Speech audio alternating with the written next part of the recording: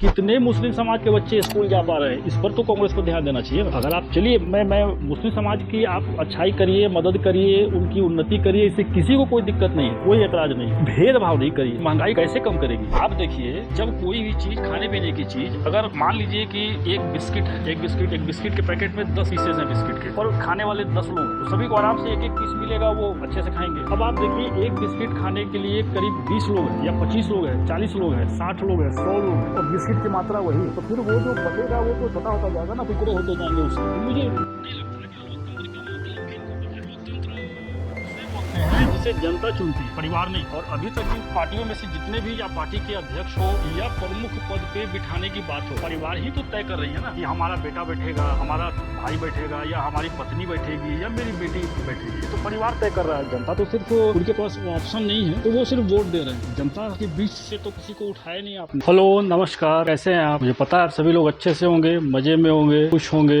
और काफी मजे कर रहे होंगे। दोस्तों, चुनाव का समय चल रहा है, ऐसे में सारी पार्टियां अपने अपने जीत को लेकर अपने अपने दावे कर रही है। लेकिन अभी एक्चुअली भारत में जो चुनाव चल रहा है, इसमें भारत में तो पार्टियां कई हैं, लेकिन अभी फिलहाल समझिए आप 2 ही पार्टी है जो एक दूसरे से मुकाबला कर रही है। एक तो बीजेपी है, और दूसरी पार्टियां तो कई हैं, लेकिन सारे चूंकि एक साथ है और तो कॉल्ड इंडी अलायंस बनाकर मैदान में है और भाजपा से मुकाबला कर रही है। तो मैं इंडी अलायंस को एक पार्टी ही मानता हूँ, मान के चल रहा हूँ। एक्चुअली वो पार्टी है नहीं, वो क्यों नहीं है मैं अभी बताऊंगा आपको, लेकिन बकौल उनके, अकॉर्डिंग टू हिम या अकॉर्डिंग टू देम, उन्होंने इसे गठबंधन का नाम दिया, इसे आगे बढ़ाया और चुनाव मैदान में उतरा चुनाव लड़ने के लिए। तो मैं 2 ही पार्टी को मान के चल रहा हूँ कि बीजेपी वर्सेस इंडिया अलायंस, और इनका मुकाबला चल रहा है। मुकाबला किस ओर जा रहा है, नतीजा तो 4 जून को आना है, लेकिन रुझान मिलना शुरू हो गए। रुझान से पता लग रहा है कि चुनाव किस दिशा में जा रहा है। अभी तक जो चुनाव हुए हैं उसका क्या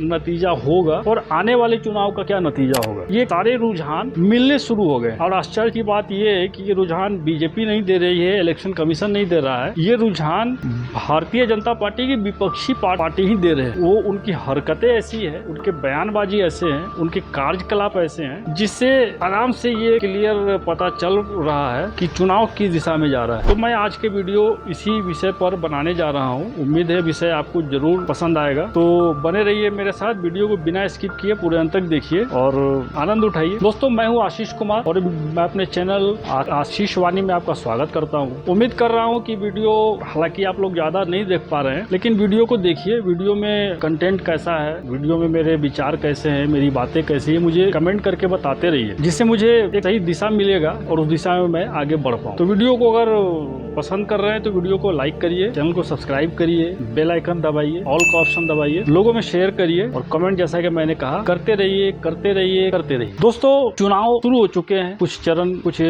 स्टेज के चुनाव हो भी चुके हैं और कुछ बचे हुए हैं। लेकिन आप ये देखिए कि चुनाव एक्चुअली आप न्यूट्रल बनकर इस चुनाव को देखिए। मैं किसी पार्टी की तरफ से कोई बात नहीं कर रहा, मैं किसी का पार्टी का समर्थक बन के बात नहीं कर रहा, मैं एक न्यूट्रल आदमी। मान लो कि मुझे किसी को वोट करना है और मैं दोनों पार्टियों के दावे सुन रहा हूँ, दोनों पार्टियों के अपने अपने विचार को सुन रहा हूँ, सारे लोग सुन रहे हैं, और उनमें से तय करना है किसी को भी कि मुझे किस पार्टी को वोट करना है। तो चलिए, बीजेपी तो चूंकि सत्ता में है, उसने 10 साल पूरे भी कर लिए अपने सत्ता में, काफी सारे काम उनके दिखते हैं। तो बीजेपी पर बात न करके मैं बीजेपी को जो सत्ता से हटाने की बात कर रहे हैं, इंडिया अलायंस, और उनमें सबसे प्रमुख कांग्रेस पार्टी, उनकी बात करूंगा मैं। क्या बोल रहे हैं इंडिया अलायंस चुनाव जीतने के लिए, क्या बोल रहे हैं, क्या कह रहे हैं? वो कह रहे हैं कि लोकतंत्र खतरे में है, संविधान बचाना है। ये तो वो जुमला है जब कोई मुद्दा नहीं रहता तो इस तरह की बातें कही जाती है। हालांकि अगर जितने भी विपक्षी पार्टियां हैं, चाहे वो कांग्रेस हो, समाजवादी पार्टी हो, राष्ट्रीय जनता दल हो, तृणमूल हो, उद्धव ठाकरे की शिवसेना हो, कोई भी पार्टी हो, तो आप किसी से भी अगर आप बात करें, उनसे पूछे, तो सभी कमी बेश एक ही चीज को प्रमुखता से उठा रहे हैं कि लोकतंत्र खतरे में है, संविधान खतरे में है। ये उनका एक डर है जो वो जनता को दिखाना चाह रहे हैं, बताना चाह रहे हैं। लेकिन कोई उनसे पलट के सवाल करता नहीं। टीवी डिबेट जो होते हैं ना, वो मेरे को लगता है कि वो स्क्रिप्टेड है, वो डॉक्टर्ड है, वो पहले से तय होता है। चाहे कोई भी पार्टी के प्रवक्ता आते हो टेलीविजन पे, पे, वो मुझे जैसा लगता है कि वो पहले से सवाल जवाब सब तय होते हैं, उनको सिर्फ रिकॉर्ड करते हैं। वो सवाल वैसे न प्रवक्ता किसी पार्टी के पूछते हैं दूसरे प्रवक्ता से, या जो न्यूज एंकर होते हैं वो भी ऐसे कुछ सवाल करते नहीं है। दोनों पार्टियों के प्रवक्ताओं से, खासकर मैं इंडिया अलायंस की बात कर रहा हूँ, वो टीवी पे आते हैं, कुछ भी बोलते हैं, कुछ भी आरोप लगाते हैं और आराम से निकल जाते हैं। अब जैसे इस मुद्दे को ही लीजिए, लोकतंत्र खतरे में है और संविधान खतरे में, या संविधान बदल देगी भारतीय जनता पार्टी, ऐसा आरोप लगा रहे हैं इंडिया अलायंस। लेकिन कोई उनसे ये नहीं पूछता है कि अगर संविधान खतरे में है या लोकतंत्र खतरे में है, तो लोकतंत्र तो 1974 में भी खतरा में क्या, वो तो पूरी तरह समाप्ति की ओर भी था। भले 1.5 साल 2 साल जब तक इमरजेंसी रहा, लोकतंत्र तो उस समय खतरे में ही खत्म था। खतरे में क्या, खत्म था। इस विषय को लेकर कांग्रेस पार्टी ने आज तक भारत की जनता से माफी मांगा क्या? उन्हें इस बात का अफसोस है क्या इमरजेंसी जो लगाया गया था वो गलत लगाया गया? इस बात का वो रिग्रेट करते हैं क्या? वो माफी मांग रहे हैं क्या? आज तक तो मैंने नहीं सुना। सिख दंगों को लेकर कभी कांग्रेस पार्टी ने अफसोस जताया क्या? मुझे नहीं पता, मुझे नहीं याद है। या फिर जो अभी तक चला रहा है लोकतंत्र की बात करते हैं, जितनी भी आप विपक्षी पार्टियों को देखें वो सारी, जैसा कि प्रधानमंत्री कहते हैं, सच ही कहते हैं, सारी परिवारवादी पार्टी ही है। एक ममता बनर्जी को अगर आप छोड़ दे, जो जिन्होंने अपने दम पर अपनी पार्टी को खड़ा किया है, वो परिवार की पार्टी अभी तक तो नहीं थी, लेकिन पार्टी को जो आगे जिसको सौंप रहे हैं वो तो पारिवारिक आदमी है ना, अभिषेक बनर्जी। तो ममता बनर्जी परिवार से नहीं आई है पार्टी में, लेकिन जब वो पार्टी बनाई, पार्टी को आगे बढ़ाने के लिए तो परिवार के ही लोग को दे रही है, पार्टी के किसी दूसरे वर्कर को तो वो सत्ता दे नहीं रही है, ना पार्टी का कमान दे रही है। आरजेडी वगैरह की तो बात ही छोड़िए, समाजवादी की तो बात ही छोड़िए, उद्धव ठाकरे की बात ही छोड़िए, कांग्रेस की बात ही छोड़िए, तो प्रमुख पार्टी की, चाहे स्टालिन आप उठा के देख लीजिए आप साउथ से, तो ये जितनी भी पार्टियां जो अभी भारतीय जनता पार्टी के खिलाफ लड़ रही है, वो एक्चुअली सारी की सारी तो पारिवारिक पार्टी है। तो वो लोकतंत्र की बात करती है, तो मुझे नहीं लगता कि लोकतंत्र का मतलब भी इनको पता है। लोकतंत्र उससे बोलते हैं जिसे जनता चुनती है, परिवार नहीं। और अभी तक इन पार्टियों में से जितने भी, या पार्टी के अध्यक्ष हो या प्रमुख पद पे बिठाने की बात हो, परिवार ही तो तय कर रही है ना, कि हमारा बेटा बैठेगा, हमारा भाई बैठेगा, या हमारी पत्नी बैठेगी, या मेरी बेटी बैठेगी। ये तो परिवार तय कर रहा है। जनता तो सिर्फ, उनके पास ऑप्शन नहीं है, तो वो सिर्फ वोट दे रहे हैं। जनता के बीच से तो किसी को उठाया नहीं आपने। तो लोकतंत्र और संविधान, जहां तक संविधान की बात है, संविधान बदल देंगे ये कह के लोगों को डराना कहीं से सही नहीं है। संविधान में अगर मान लीजिए कोई ऐसी बात है जो जब बनी तब की स्थिति के हिसाब से बनी, और आज हो सकता है कि संविधान में किसी आर्टिकल से अगर भारत के लोगों को नुकसान हो रहा है, या अब भारत की स्थिति वैसी नहीं रही, या भारत की मानसिकता चेंज हो गई हो, भारत तरक्की कर रहा हो, उसमें कुछ ऐसे रोड़े अगर अटकाने की बात हो, तो नो डाउट उस आर्टिकल को संशोधन किया जा सकता है। और जिस संशोधन की बात या बदलने की बात भाजपा पे इंडिया अलायंस के लोग लगा रहे हैं, एक्चुअली कांग्रेस तो खुद 100 से ऊपर बार संविधान में संशोधन कर चुकी है, अमेंडमेंट कर चुकी है। ये बातें उन्हें याद नहीं रहती। एनीवे, बात हो रही थी इंडिया अलायंस की। तो इंडिया अलायंस में आप देखिए, करीब करीब 1 साल इस गठबंधन को तैयार हुए हुआ। 1 साल से ये गठबंधन अभी मार्केट में, पिछले साल मई में इसकी स्थापना हुई थी, तब से लेके अभी तक करीब 3-4 मीटिंग्स हुए हैं, और निकला क्या, ढाक के 3 पात, कुछ निकला नहीं। अब आप देखिए, इंडिया अलायंस का वजूद तो आज भी है। किसी ने ये तो नहीं कहा अभी तक, इंडिया अलायंस में शामिल किसी पार्टी ने ये तो नहीं कहा कि ये अलायंस खत्म हो गया या फ्लॉप हो गया, कहा तो नहीं। अभी भी इंडिया अलायंस के तहत ही चुनाव लड़ा जा रहा है भारतीय जनता पार्टी के खिलाफ। लेकिन इस अलायंस का आप ये देखिए कि अलायंस के जो सर्वे सर्वा अलायंस की जो स्थापना किया जिन्होंने, नीतीश कुमार जी, वो तो पार्टी से अलग हो गए, तो एक तरह से पार्टी का सर कटा। ममता बनर्जी ऑलरेडी बयान दे चुकी हैं कि कलकत्ता में या बंगाल में कोई इंडिया अलायंस नहीं है, और इनफैक्ट नहीं है, क्योंकि वहाँ एक दूसरे के खिलाफ ही लड़ रहे हैं, वहाँ क्या सारे जगह। बाकी आप चले जाइए, वो यूपी हो, महाराष्ट्र हो, या फिर साउथ में हो, तो वहाँ state wise alliance, India alliance नहीं है, वहाँ स्टेट वाइज अलायंस है, जो पहले भी होता रहा है। इंडिया अलायंस में नया क्या है? मैं अगर ये सवाल पूछूं इंडिया अलायंस में शामिल पार्टी के लोगों से, क्या नया है जो यूपीए से अलग है, या जो स्टेट अलायंस से अलग है? अलायंस का मतलब क्या होता है? जैसे अगर आप इंडिया अलायंस बन रहे हैं, चलिए भाजपा में भी अलायंस इस तरह का नहीं है, लेकिन चूंकि भाजपा सत्ता में, तो भाजपा की कुछ कमियां छिप जाएंगी, क्योंकि वो सत्ता में डिलीवर कर रही है, सर्व कर रही है, पब्लिक के बीच में है, पब्लिक उन्हें पसंद कर रही है। तो चलिए छोटी मोटी गलतियां भाजपा की छिप गई, हाइड कर दीजिए, उसे हटा दीजिए। लेकिन सवाल ये है कि जिस पार्टी को बीजेपी से टक्कर लेना है, या जिन पार्टियों को बीजेपी बीजेपी से सत्ता से बेदखल करना है, उन्हें अपनी स्थिति, अपनी बात को तो मजबूती से रखना पड़ेगा और उस पर मजबूती से खड़ा रहना पड़ेगा। अब आप देखिए होना क्या चाहिए, जैसे इंडिया अलायंस बने, जितने भी दल हो 26, 27, 28 व्हाटएवर जो भी हो, जितने भी दल है, अगर वो सीरियस हैं या होते चुनाव को लेकर, तो उनकी ये प्रायोरिटी होनी चाहिए कि सबसे पहले वो जितने वो सीट फाइनल करते कि 543 सीटों में से हम इतने सीटों पे लड़ेंगे, जितने सीट फाइनल करते जिस स्टेट में होते उस स्टेट में वो लोग साझा उम्मीदवार को उतारते। वो उम्मीदवार जरूरी नहीं किसी एक पार्टी का हो। मान लीजिए यूपी की बात करते हैं, यूपी में ठीक है समाजवादी पार्टी वहाँ की लोकल पार्टी है, उसका वर्चस्व ज्यादा है, लेकिन चूंकि आप इंडिया अलायंस में है तो आप अगर या तो इंडिया अलायंस का रजिस्ट्रेशन करा के आप डायरेक्ट कोई गठबंधन करके आप उसका कैंडिडेट उतारिए और उससे किसी लोकल पार्टी का नाम नहीं दीजिए। आप समाजवादी पार्टी, आरजेडी, तृणमूल कांग्रेस का पार्टी नहीं, सीधे इंडिया अलायंस का वो कैंडिडेट होता है। पब्लिक को भी समझ में आता है कि हाँ हमारी लड़ाई दो लोगों से, बीजेपी और उसके विरोधी पार्टी, बस दो ही पार्टियां हैं और इन्हीं में से हमें एक चुनना है, ऐसा तो है नहीं। दूसरी बात, अगर मान लीजिए कि समाजवादी पार्टी के कैंडिडेट ज्यादा है और वो ठीक है, जाहिर सी बात है जो लोकल कैंडिडेट है उन्हीं को मौका मिलना चाहिए, तो वो अगर इंडिया अलायंस के थ्रू चुनाव लड़ रहे हैं तो उनका जो लेवल है, उनका जो पार्टी सिंबल है वो समाजवादी पार्टी न होकर इंडिया अलायंस के नाम से हो। कैंडिडेट भले समाजवादी पार्टी का होता या बंगाल में तृणमूल कांग्रेस का कैंडिडेट होता या महाराष्ट्र में उद्धव शिवसेना का ही कैंडिडेट होता, लेकिन सिंबल मिलता इंडिया अलायंस का, तो उससे एक क्लियरिटी होती लोगों के मन में भी कि हाँ ये अलायंस एकजुट है और हमें दो ही लोगों पार्टी के बीच में से एक को चुनना है। लेकिन हो क्या रहा है, यहाँ समाजवादी पार्टी अपने सीट खुद तय करती है, तृणमूल कांग्रेस अपना सीट खुद तय करती है, उद्धव ठाकरे अपना सीट खुद तय करते हैं, स्टालिन अपना सीट खुद तय करते हैं। जब लोकल बॉडी होकर आप सारा फैसले खुद ले रहे हैं, कैंडिडेट आपके पसंद का है, कौन सी सीट पे आप लड़ेंगे ये फैसला आपका है, तो इंडिया अलायंस का वजूद कहाँ है? क्या मतलब हुआ इंडिया अलायंस? ये तो सरासर बेवकूफ बनाने की बातें हैं। बनाने को हमने अलायंस बना दिया, लेकिन अलायंस में चल किसी का नहीं रहा है, चल उन्हीं का रहा है जो लोकल है। वो सिंबल भी अपने खुद के पार्टी का दे रहे हैं, कैंडिडेट खुद का उतार रहे हैं, जगह कौन से सीट से हम लड़ेंगे ये खुद फाइनल कर रहे हैं। तो फिर आप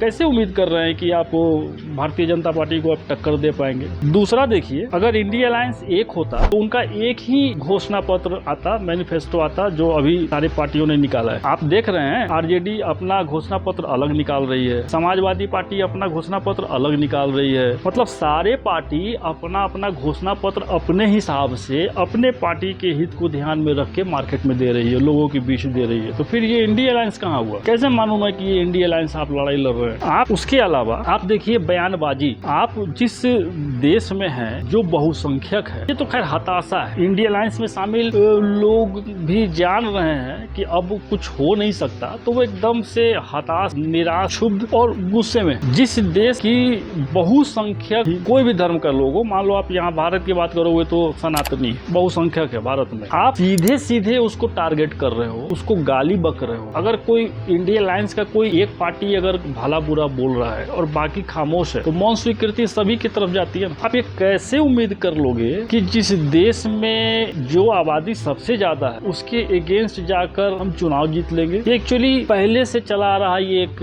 मोनोपोली है, एक मानसिकता है कि हिंदू तो बटेंगे ही, हिंदू में कुछ लोगों को लालच दे, कुछ लोगों को ब्लैकमेल करे, कुछ लोग ऐसे भी एंटी इनकम्बेंसी के कुछ लोग शिकार होते हैं, तो वो वोट लेकर हम अपने में ले आ देंगे। और जो नहीं टूट पा रहे हैं, अगर हिंदू में बिखराव नहीं हो रहा है, तो जो मुद्दा विपक्षी पार्टियों ने निकाला था कुछ समय पहले जाति जनगणना की, आप देखिए ये एक बड़ी गहरी चाल है, एक साजिश है। साजिश इसलिए कहूंगा मैं क्योंकि अगर आप वाकई इस विषय को लेकर गंभीर है, आप सच में चाहते हैं कि जाति के हिसाब से जो पिछड़ा है, जो गरीब है, उसको मदद देना है, उसे ऊपर लाना है, तो पिछड़ी जातियां तो मुस्लिम समुदाय में भी है। आपने उनका जिक्र तो किया नहीं। ऐसा तो नहीं है कि मुस्लिम समुदाय में सारे लोग एकदम तरक्की में है या अच्छी स्थिति में है, बल्कि मुस्लिम समुदाय तो खुद मानता है कि 70 साल में सबसे ज्यादा पिछड़ेपन का शिकार वही है। तो जो जिस जाति के लोग मुखर हैं, खुल के कह रहे हैं, जिस धर्म के लोग कि हम पिछड़ेपन का शिकार हैं, हमारी सुनिए, तो आपको सबसे पहले उनको लेकर कोई मैनिफेस्टो में कोई घोषणा करना चाहिए था कि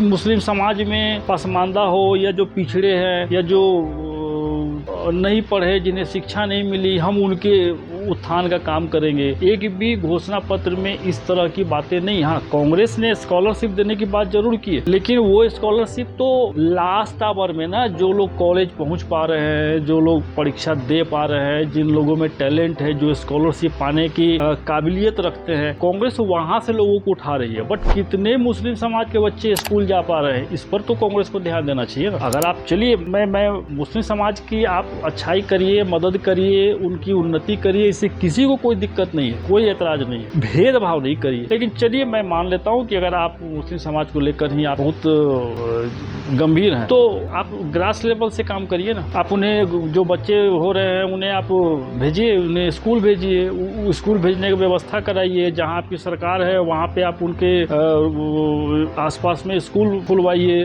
फ्री किताबें दीजिए, उस पर काम करिए ना। तो आप तो ये कर नहीं रहे हैं, आप तो सीधा सीधा कुछ ऐसी बातें जानबूझ के कर रहे हैं जिससे वो लोग खुश हो सके समाज में, जो किसी न किसी कारण से या तो बीजेपी या मोदी के अगेंस्ट हैं, उन्हें नापसंद करते हैं, वो खुश हो सके, इसलिए बयानबाजी है। मैं तो यही मानता हूँ। आप देख लीजिए, चुनाव के बाद सबसे ज्यादा अगर घाटा में कोई रहेगा तो वो नेशनल पार्टी यानी कांग्रेस ही रहेगी। मैंने पहले भी एक वीडियो में बताया था कि जितनी भी क्षेत्रीय पार्टियां हैं, भले वो सत्ता में हो ना हो, लेकिन उनका जो एक आधार है, उनका जो एक वोट बैंक है, वो वहाँ मौजूद है। तभी तो विपक्ष की प्रमुख पार्टी है ना वो, चाहे वो समाजवादी हो, राष्ट्रीय जनता दल हो, या किसी भी स्टेट में उठा के देख लीजिए। सारी पार्टियां का अपना एक बेस है, एक आधार है वोट का, वो वोट उनको मिलता रहता है और आगे भी मिलेगा। लेकिन कांग्रेस के पास ऐसा एक भी राज्य नहीं है जहां वो कह सके कि भले हम इस राज्य में सत्ता में नहीं है, लेकिन ये वोट हमारा है। कुछ जैसे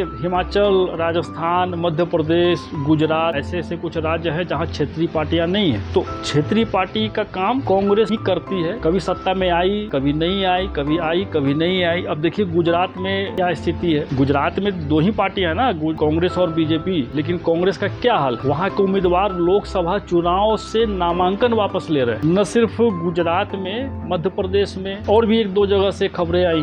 दिल्ली का आपने खबर सुना ही, वहां के प्रदेश अध्यक्ष इस्तीफा दे रहे हैं। न जाने कितने सारे नेता कांग्रेस छोड़ के जा रहे हैं। तो क्या कारण है? कहीं न कहीं ये बात एस्टेब्लिश हो रही है कि विपक्षी पार्टियां इस बार सिर्फ चुनाव लड़ रही है दिखाने के लिए। उनके पास चुनाव लड़ने का न कोई आधार है, न कोई मुद्दा है, न जन समर्थन है और न सही नियत है। हाँ, महंगाई और बेरोजगारी की बात करते रहते हैं वो। मैं इस पर भी थोड़ा बताना चाहूंगा आपको। महंगाई की जहाँ तक बात है, मैं नहीं कह रहा कि महंगाई बेरोजगारी नहीं है, बिल्कुल है। आप जरा सा बेरोजगारी पे आप देखिए, जरा इफेक्ट्स चेक करिए। नवीनतम डाटा आशा की किरण का संकेत देता है कि भारत की बेरोजगारी दर हाल ही में भारी गिरावट आई। राष्ट्रीय नमूना सर्वेक्षण NSHO के अनुसार जनवरी मार्च 2023 के शहरी क्षेत्रों में 15 वर्ष और उससे अधिक आयु के व्यक्तियों के लिए बेरोजगारी दर एक साल पहले जो 8.2% था, वो घटकर अभी 6.8% हो गई। यह सकारात्मक विकास मौजूदा आर्थिक जटिलताओं के बीच नौकरी बाजार में संभावित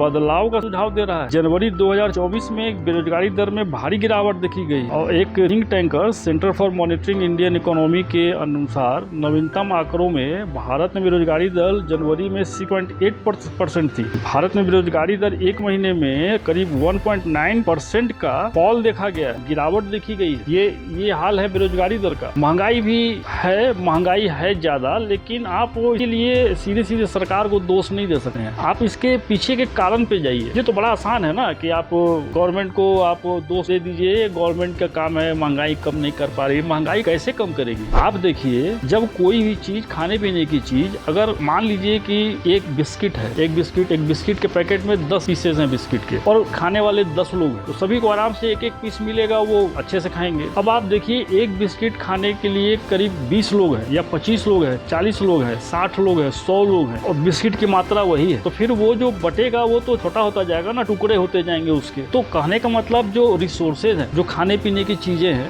महंगाई के लिए मान लीजिए तेल, पेट्रोलियम वगैरह, तो वो तो एक लिमिट ही जगह पर, लिमिट मात्रा में आप उसको निकाल सकते हैं। लेकिन डिस्ट्रीब्यूशन उसको आपको उन सारे लोगों में करना है जो उसके उपभोग करने के लिए बैठे हैं। प्लस जन्म दर आप देख लीजिए, पहले के मुकाबला अभी लगातार बढ़ रहा है। कहने का मतलब जब सामान कम हो, उपभोक्ता ज्यादा हो, तो महंगाई तो रहेगा ही रहेगा। हाँ, लेकिन बावजूद इसके अगर आप तुलना करो बाकी दूसरे देशों से, उसके हिसाब से महंगाई और बेरोजगारी दर आज भी भारत में बहुत कंट्रोल कंट्रोल में। डॉलर का आप भाव देखो, सारी दुनिया का आप रिकॉर्ड उठा के देखो, भारत का जो डॉलर रेट है भले वो 82-83 के आसपास हो, बट वो कांस्टेंट है, उससे ऊपर बढ़ नहीं रहा है। थोड़ा नीचे आता है फिर ऊपर चला जाता है, फिर थोड़ा नीचे आता है फिर ऊपर चला जाता है, बट 82-83 के आसपास ही डॉलर का रेट घूम रहा है। ये मजाक नहीं, ये मजाक नहीं। 7.8 की दर से हमारी जीडीपी बढ़ रही है, हमारी अर्थव्यवस्था बढ़ रही है, जबकि सारी दुनिया परेशान है। तो ये कोई छोटी बात नहीं, इस बात को लोगों को समझना पड़ेगा। लोग लुभावने वादे करके हम ये फ्री दे देंगे, हम 1 करोड़ नौकरी दे देंगे, हम 10 लाख लोगों को खाना खिला देंगे, हम ये फ्री कर देंगे, ये बात लोगों को समझना पड़ेगा। ये जो फ्री बीज है, ये जो मुफ्त की चीजें है, ये कभी फ्री में मिलती नहीं है। इसकी कीमत अल्टीमेटली हमें और आपको ही चुकाना पड़ेगा। तो बेहतर है नौकरी और खाने के लिए हम खुद से प्रयास करें, सरकार से उम्मीद करें कि सरकार हमारे लिए सुविधाएं दे, व्यवस्थाएं दे, इंफ्रास्ट्रक्चर दे, और सबसे बड़ी चीज हमें सुरक्षा दे। सुरक्षा आंतरिक, सुरक्षा बाहरी। बहुत सारे लोगों को यह दिमाग में नहीं आता, वो कल का नहीं सोचते, वो आज का सोच रहे हैं कि हमें डायरेक्ट क्या फायदा है सरकार। लेकिन मैं ये बात उन लोगों को बताना चाहूंगा कि सरकार का फायदा इस लिहाज से आप नहीं तोलिए कि सरकार आपको क्या खाने के लिए दे रही है, क्या पहनने के लिए दे रही है, इस बात से सरकार को नहीं तोलिए। आप कमाना खाना आपके खुद के काबिलियत पे डिपेंड करता है, सरकार के काबिलियत पे डिपेंड नहीं करता है। सरकार से आप ये उम्मीद कीजिए मेरे अंदर काबिलियत है, हमारे लिए आप इंफ्रास्ट्रक्चर बूस्ट करिए, हमारे लिए नौकरी का अवसर दीजिए। सरकार कंपनी दे सकती है ना देश के लोगों को कि हमने एक फैक्ट्री खुलवाया है, विदेश की कंपनी से डील फाइनल किया, यहाँ पे ये फैक्ट्री लगाएंगे, 10,000 लोगों को नौकरी देंगे। सरकार यही कर सकती है। सरकार ये नहीं कर सकती है कि मुझे जरूरत है तो मेरे घर पे आदमी भेजे, मुझे ले जाकर वहाँ पे जॉब दिलवा दे। ये सरकार का काम नहीं। सरकार का काम बस नौकरी के लिए इंफ्रास्ट्रक्चर तैयार करना, फैक्ट्री लगवाना, बल्कि बाकी नौकरी पाने के लिए जो इंटरव्यू देना पड़ेगा, जो एग्जाम फेस करना पड़ेगा, वो मेरी काबिलियत। तो हमारा फोकस ये होना चाहिए कि हम अपने आप को तैयार करें कि हमें जब भी मौका मिले उस मौके पे हम खरा उतरे। बाकी सरकार से आप डिमांड करिए, कोई दिक्कत नहीं, लेकिन मेरे हिसाब से आपकी सुरक्षा सबसे पहले होनी चाहिए, चाहे वो देश के अंदर का खतरे से सुरक्षा हो या देश के बाहर की सुरक्षा हो। तो मेरे हिसाब से इन सब मुद्दे पर लोगों को वोट करना चाहिए। और ये जो इंडिया अलायंस है, इसका कोई वजूद मुझे तो नहीं दिख रहा है। इंडिया अलायंस ये अनफॉर्चुनेटली ऐसे मुझे 0.1% चांस भी नहीं लगता है कि इंडिया अलायंस सत्ता में आएगा। बट चलिए मान लेते हैं कि अगर वो किसी वजह सत्ता में आ भी गई तो सिर्फ आपस में लड़ाई के अलावा, चूंकि किसी के पास अपना खुद का बहुमत नहीं है, तो एक दूसरे से काम निकलवाने के लिए अभी आप देख लीजिए केजरीवाल का क्या हो रहा है। इंडिया अलायंस के नाम पर रैली करने वाली एकमात्र पार्टी सिर्फ और सिर्फ अरविंद केजरीवाल है, जिन्होंने सही मायने में दिल्ली के रामलीला मैदान में इंडिया अलायंस का रैली किया था। लेकिन उसका मुद्दा क्या था, मकसद क्या था? सिर्फ और सिर्फ अरविंद केजरीवाल के लिए प्रोटेस्ट करना, अरविंद केजरीवाल को जेल से निकालने के लिए इन लोगों का साथ लेना। मुद्दा सिर्फ यही था, उसमें जनता का कोई मुद्दा नहीं था, ना कोई नेशनल इशू था, ना कोई पब्लिक इशू था, सिर्फ पर्सनल इशू था, और वो भी अरविंद केजरीवाल। तो मैं चाहूंगा आप लोग इस बात को समझे, गौर करिए, वोट करिए, अपने लिए वोट करिए। मैं नहीं कहता बीजेपी के लिए करिए, कांग्रेस के लिए कीजिए, नहीं, अपने लिए वोट करिए। वैसे पार्टी को वोट करिए जो आपको एस्टेब्लिशमेंट दे सके, स्टेबिलिटी दे सके और सुरक्षा दे सके। बाकी आप खुद समझदार है। तो चलिए आज का अंक मैं यहीं समाप्त करना चाहूंगा। उम्मीद करता हूँ ये वीडियो आपको पसंद आया होगा। Please please please like, share, subscribe करते चलिए, कमेंट करिए, बताइए वीडियो आपको कैसा लग रहा है और मैं इसमें और क्या सुधार कर सकता हूँ। Please please please keep messaging me. तो ठीक है दोस्तों, आज के वीडियो में यही समाप्त कर रहा हूँ। मिलते हैं अगले वीडियो में किसी नए टॉपिक के साथ, किसी नए मुद्दे के साथ। तब तक के लिए नमस्कार।